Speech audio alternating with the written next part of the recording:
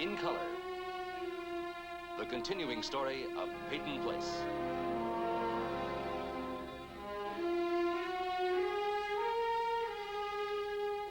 Starring Dorothy Malone as Constance Mackenzie, Ed Nelson as Michael Rossi, Ryan O'Neill as Rodney Harrington, Barbara Parkins as Betty Anderson, Tim O'Connor as Elliot Carson, Christopher Connolly as Norman Harrington, Patricia Morrow as Rita Harrington, James Douglas as Stephen Cord.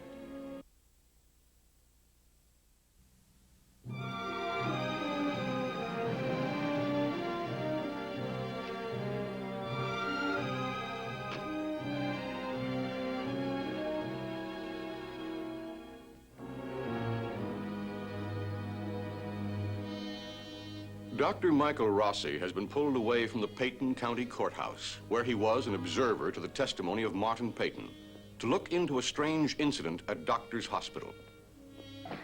One of his patients, young Rachel Wells, was admitted here with a self-inflicted wound, a deep cut on her hand, designed to keep her in the sanctuary of the hospital. But the sanctuary has been invaded by a man who identified himself as Rachel's uncle. Are you threatening me? I'm just telling you the facts, Mr. Chandler. If you consider it a threat, then that's your problem. I'm her guardian. I'll get a court order. No court will take her out of the hospital without a release from me. I'll get another doctor. You do that. He'll examine her, say she's fit. You'll have to release her. You do that, and I'll take you to court. On what grounds? On the grounds you're unfit to be her guardian. You just try that, Doctor. You go ahead and try.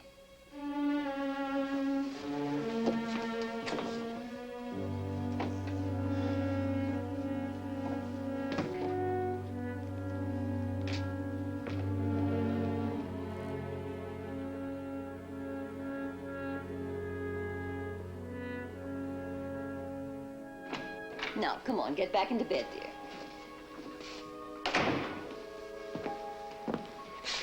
He's gone, Rachel.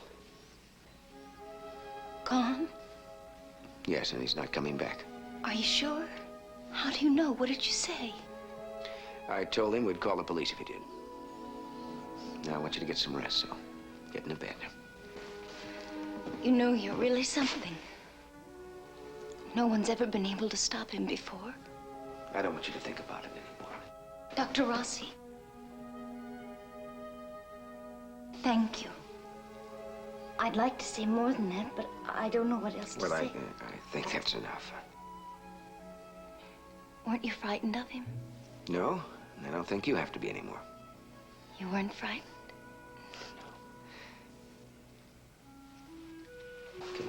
Come on, get back in bed. Why are you angry? Just because I said what I did? Come on, get in bed. Come on. Climb into bed.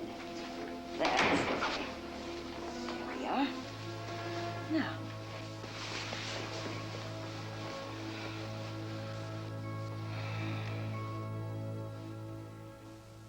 Pour in.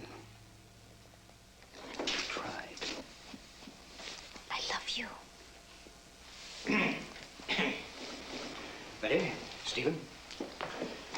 Well, I must say I feel a great sense of disappointment, Stephen. Mr. Harrington. I've waited half a lifetime to see Martin Peyton backed into a corner. You had him there. You had him boxed in. Mr. Harrington, Stephen is tired. I'm tired too, Betty. Tired of watching that old tyrant force every issue in this town, have everything his way. I'm sorry to disappoint you, Mr. Harrington. I didn't know I was wearing your silks today. Why did you let him bait you like that, Stephen? He baited you, and he beat you. Well, that's a very nice phrase, Mr. Harrington. But there was nothing neat or nice about that cross-examination. Now, that was something very personal and very painful. Now, I'd appreciate it if you'd just leave us alone. Well, you joined an elite fraternity this morning, Stephen. Better men than you have locked horns with Martin Peyton and lost. If you're referring to yourself, Mr. Harrington, you're not half the man my husband is. You're very big on the sidelines. You stand by and you hand out your unending advice, whether anyone asks for it or not. Now, Stephen didn't conduct this cross-examination for you. Now, if you're so anxious to see Martin Peyton backed into a corner, then why have you waited half a lifetime? Betty. If you don't know, Mr. Harrington, I'll tell you. You're a waiter. You'll never jump into the mainstream of things because you're always afraid it's going to be too deep for you.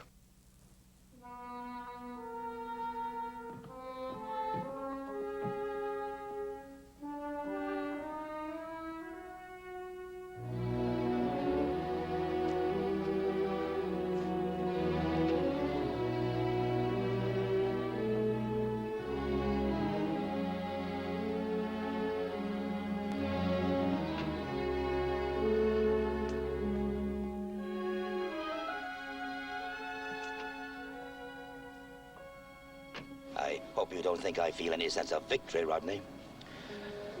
You're angry. No, Grandfather, I'm not angry. Yes, you are. You think I enjoyed watching Stephen make a fool of himself. I think you got what you wanted. Stephen threw down the gauntlet. I merely picked it up. Thomas, why don't we drive around a bit? I haven't been out of that house for a long while. Let's go.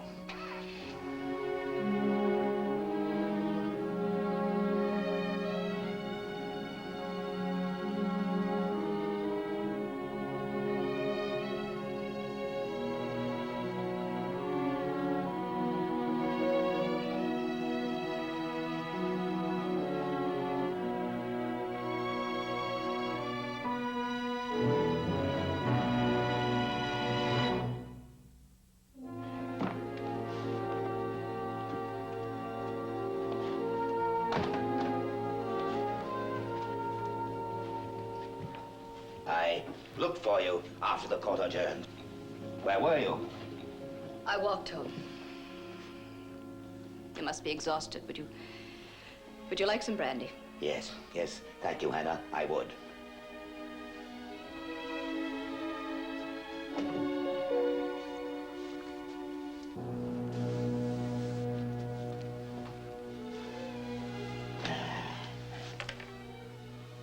I'm quite tired myself. I think I'll lie down until dinner. Hannah, I did what had to be done. You're trying to tell me that it hurt you more than it hurt Stephen? I didn't say that. No, you didn't. I don't think you were hurt at all. As a matter of fact, I think you came off rather well. It wasn't a contest, Hannah. Oh, Martin, it was, and you were the victor. You always are. Well, if you persist in that analogy, perhaps I wasn't the only victor. I'm on your team, so I won too, you mean? Talk sense, Hannah. I did what was necessary. I prevented Stephen from falling into a very dangerous line of questioning. No one in that courtroom, least of all the honorable judge, would think that anything you said to Anne Howard would have driven her to her death. Forgive me if I'm unable to express my gratitude. I found it extremely painful to watch Stephen humiliated. Would you rather see him destroyed by knowing the truth? The whole truth? The truth. Isn't it strange? In Sunday school, we were taught to know the truth, and the truth will make you free. The truth will make you free. John, wasn't it? Gospel according to St. John, yes. Martin, there's another verse. Thy money perish with thee. Is that a curse, Hannah? Too bad we're living in advanced times. Too bad the age of witchcraft is past. You know, we never burned anyone in Peyton Place.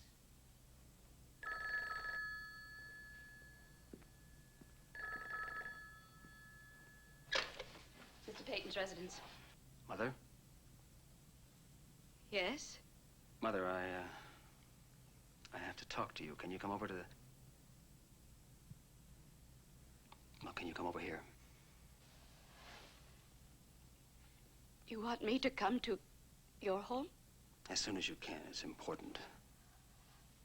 I'll be there.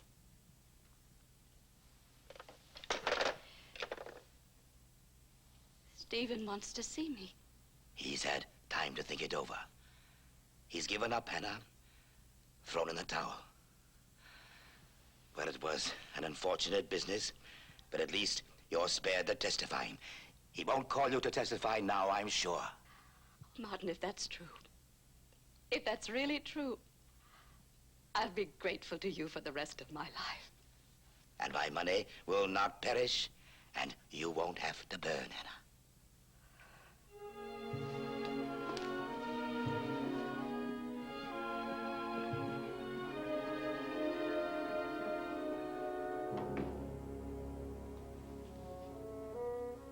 You don't want me to stay, do you? No.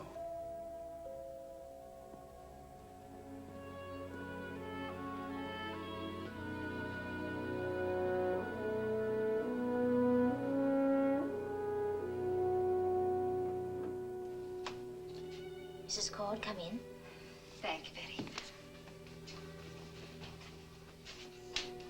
Hello, Stephen. Mother? I'm so glad you called. Betty, you've done lovely things with this house. It's charming. Oh, and those prints, they're wonderful. Would you excuse me, please? Maybe we can talk later, Betty. Yes.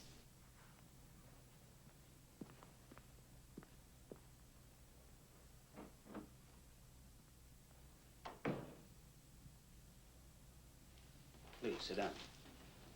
Thank you.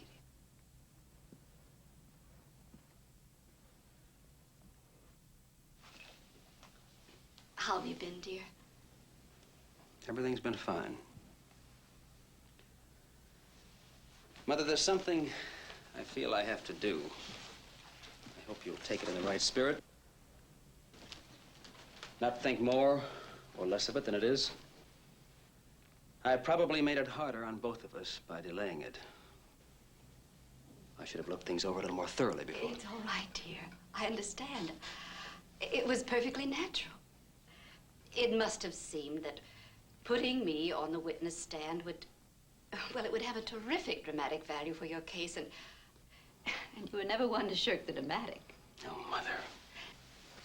Please, dear, just let me say one thing. I'm deeply, deeply sorry about what happened today.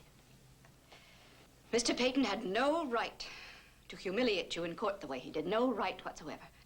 But if it brought you to your senses, if it paved the way for us to try to understand each other again, then it was a blessing in disguise, wasn't it? Oh, Mother, listen. No, I haven't changed my mind. You are going to have to take the stand.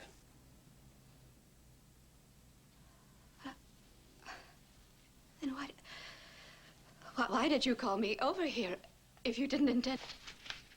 I'm giving up this house, Mother. Here's the deed. I've made it over to you. We'll be paying you rent until we find a new place.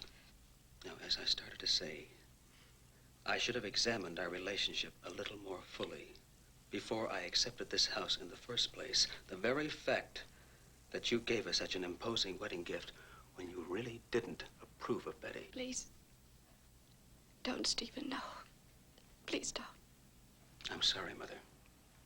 Believe me, I'm sorry. But I'm only interested in one thing now. The truth. I don't care who it hurts or how much. I don't care where it leads, now or afterwards. Do you understand? I don't.